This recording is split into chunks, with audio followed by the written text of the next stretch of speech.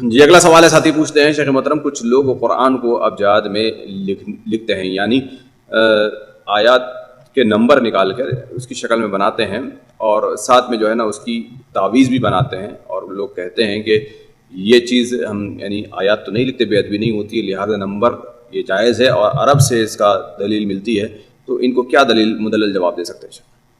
عرب سے کون سی دلیل ملتی ہے؟ قرآن لکھا کرتے تھے، یہ تو لکھا نہیں. یہ ہے کہ انہوں نے حروف کے جو تعداد ہیں، اس میں بھی اہل علم کا اختلاف ہے کہ عرب سے ہے یا کہ فلاسفہ سے یہ چیز لی گئی ہے.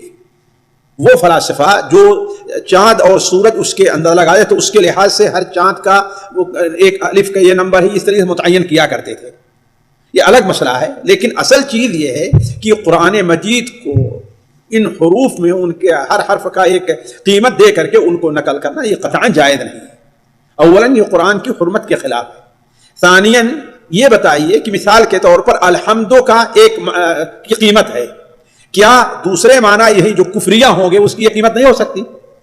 جیسے مثال کے طور پر آپ دیکھیے بسم اللہ الرحمن الرحیم کو آپ لیجئے، تو اگر رحمان کا الف چونکہ لکھا نہیں جاتا ہے، رحمان کا الف نہیں لکھا جاتا ہے، عربی رسم الختم ہے نا، تو اگر بسم اللہ الرحمن الرحیم ہے تو اس کی قیمت جو حروف کی قیمت کو لے تو 786 بنتی ہے، اور ہری کرشنا کی بھی کیا ہے وہی بنتی ہے. اب آپ کیا کریں گے؟ ہے نا، آپ اس کا وہ مانا لیں، دوسرا کو اس کا مانا لیں. ایک چیز. دوسری چیز یہ ہے کہ قرآن مجید کو اس کا اپنا ایک احترام ہے. یہ اللہ تبارک و تعالیٰ کا کلام ہے، حروف اور معنی دور ہیں، اور اللہ تعالیٰ کے حروف کو آپ کیسی قیمت عطا دے سکتے ہیں؟ آپ اس کو دے سکتے ہیں؟ نہیں دے سکتے. حتیٰ کہ علماء تو یہاں تک منع کرتے ہیں کہ قرآن کے معانی، قرآن کا ترجمہ یہ نہ کیجیے. آپ کیا کہیے؟ قرآن کے معانی کا ترجمہ، یعنی جو ہم نے اس کا معنی سمجھے، قرآن کو کوئی ترجمہ نہیں کر سکتا. اللہ کا کلام ہے، آپ کے قرآن کے جو معانی ہیں اس کو ہم اپنے الفاظ میں ترجمہ میں ادا کر رہے ہیں. تو یہ چیز. اور قدیم حضرت عبداللہ ابن عباس رضی اللہ تعالی عنہما سے صحیح سند کے ساتھ مروی ہے کہ یہ جیسے قرآن کو اباجات کا لکھنا یہ کرنا یہ سحر میں داخل ہے، کیونکہ الفاظ سحرہ استعمال کیا کرتے تھے.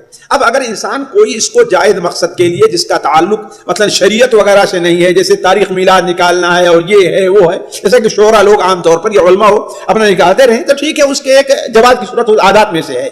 لیکن اس کو ایک شرعی چیز کو آپ جو ہے ایسا کیجئے، یہ چیز قطعاً جائز نہیں ہوگی.